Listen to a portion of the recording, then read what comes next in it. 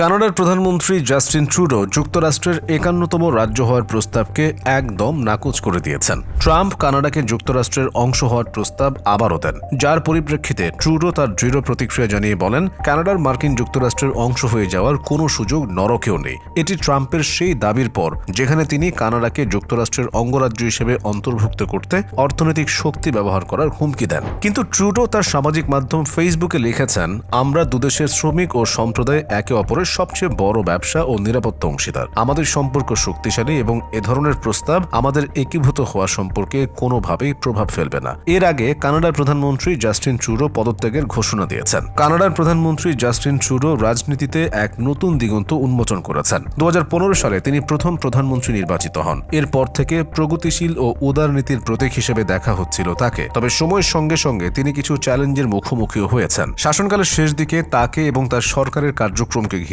জনগণের মনোভাব পরিবর্তন হতে শুরু করে। ৯ বছর কানাডার নেতৃত্ব দেওয়ার পর সম্প্রতি জাস্টিন ট্রুডো নিজের দল লিবারেল পার্টির প্রধানের পদ থেকে সরে যাওয়ার ঘোষণা দিয়েছেন। তবে লিবারেল পার্টির নতুন নেতা নির্বাচন না করা পর্যন্ত প্রধানমন্ত্রী পদে বহাল থাকবেন। নতুন নেতা নির্বাচনের তারিখ দলীয়ভাবে নির্ধারিত হবে। বিশ্লেষকরা মনে করছেন, ট্রুডোর জনপ্রিয়তার পতন ও পদত্যাগের পেছনে যুক্তরাষ্ট্রের প্রেসিডেন্ট ডোনাল্ড ট্রাম্পের প্রভাব রয়েছে। আগামী ২০ জানুয়ারি প্রেসিডেন্ট হিসেবে ক্ষমতায় আসছেন ট্রাম্প। তার আগেই কানাডার সঙ্গে যুক্তরাষ্ট্রের সম্পর্ক কঠিন হতে শুরু করেছে। এর আগেও ট্রাম্পের মেয়াদে যুক্তরাষ্ট্রের সঙ্গে দেশটির সম্পর্ক ভালো যায়নি। জাস্টিন ট্রুডো কানাডার সাবেক প্রধানমন্ত্রী পিয়েরে ট্রুডোর ছেলে। তার বাবা পিয়েরে কানাডায় ১৫ বছর শাসন করেছিলেন। তার প্রগতিশীল দৃষ্টিভঙ্গি কানাডিয়ান রাজনীতিতে বড় ধরনের প্রভাব ফেলেছিল। কিন্তু ১৯৮৪ সালে তার বাবা তার ক্যারিশমা ও জনপ্রিয়তা কমে যাওয়ায় পদত্যাগ করেছিলেন। জাস্টিন ট্রুডো এই ঐতিহ্যের উত্তরাধিকার গ্রহণ করেন, কিন্তু তার রাজনৈতিক জীবনেও বেশ কিছু চ্যালেঞ্জ আসে। জাস্টিন ট্রুডো ২০১৫ সালে কানাডার প্রধানমন্ত্রী নির্বাচিত হলে কানাডিয়ানদের জন্য এক আশার সূচনা ঘটে। তার ক্যাম্পেইনের মূল স্লোগান ছিল